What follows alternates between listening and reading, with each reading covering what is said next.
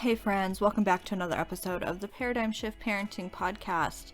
It's been what feels like a really long time since my last episode, and that is because I started out wanting to take a small break to get episodes recorded and backlogged, and then I fell apart mentally. I just went down an emotional spiral, and I didn't intend to make it the topic of an episode so soon, but I know that I am not the only person who deals with this kind of stuff, so let's talk about it. Here's the deal. Super honest time. I don't ever want to come off as somebody who has it all together, who has all the answers, because I don't. You guys, I really, really don't. And that's the point of all of this. That's the point of the podcast and my Instagram and the books that I'm reading, the books that I have on my reading list. This is all me just trying to figure myself out and improve myself so I can continue to be a good mother and wife, right?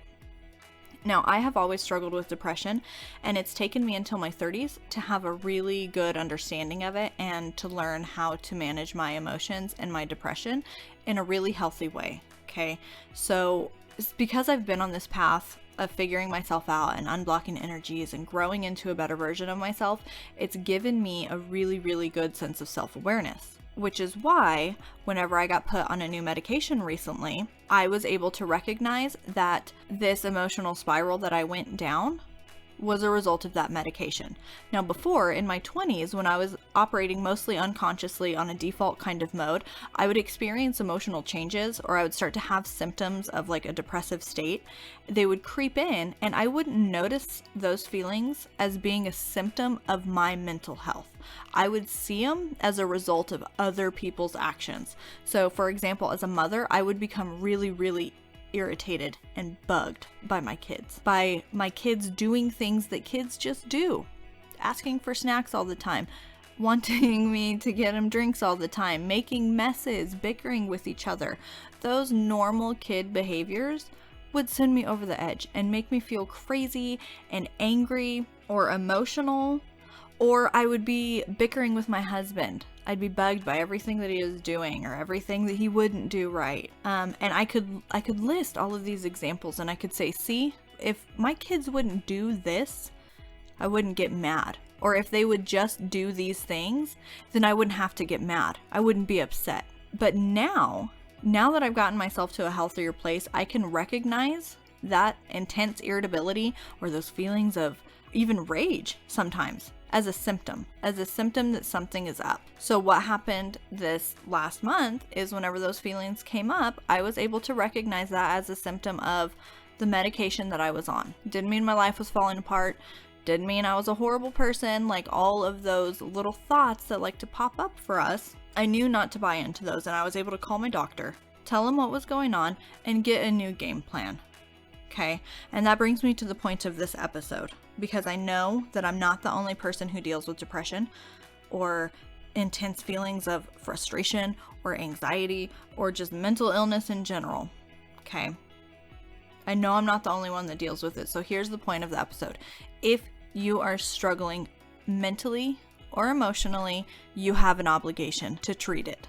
Because here's the deal, depression will tell you that it's not worth going to the doctor, that it's going to be too hard to find a solution, that you've tried things before and they never work, okay? It's really easy to listen to that voice, but you have an obligation to heal yourself. I say this all the time on my Instagram, and I will continue to say it forever because it can't be stated enough. By you improving your mental health, by you improving your emotional health, the benefits of that ripple out exponentially, and they improve the lives of not only you, but the lives of everybody around you. Only good comes from you treating yourself. Listen, I know, because I did this myself, I know what it's like to know that you need help, to have that little voice in the back of your head saying, you know, these are the things that you know you're not doing right. You're not exercising enough, or you're not meditating enough, you're not going to church, whatever it is, whatever form of help that you know you need,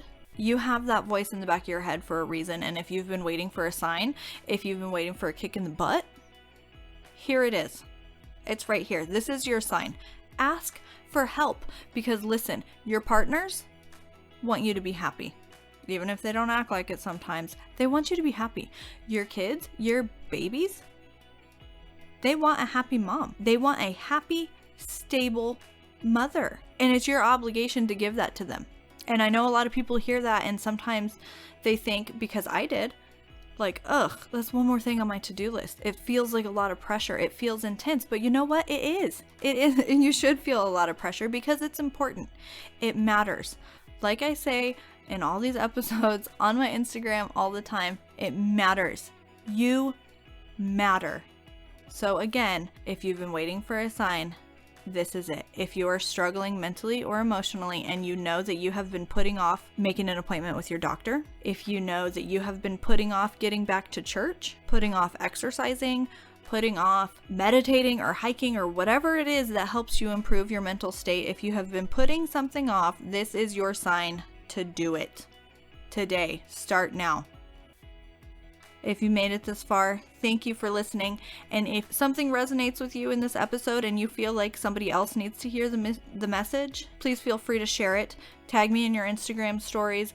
If you decide to ask for help, let me know. I would love to hear about it. I hope you have a wonderful week, friends, and I will talk to you later.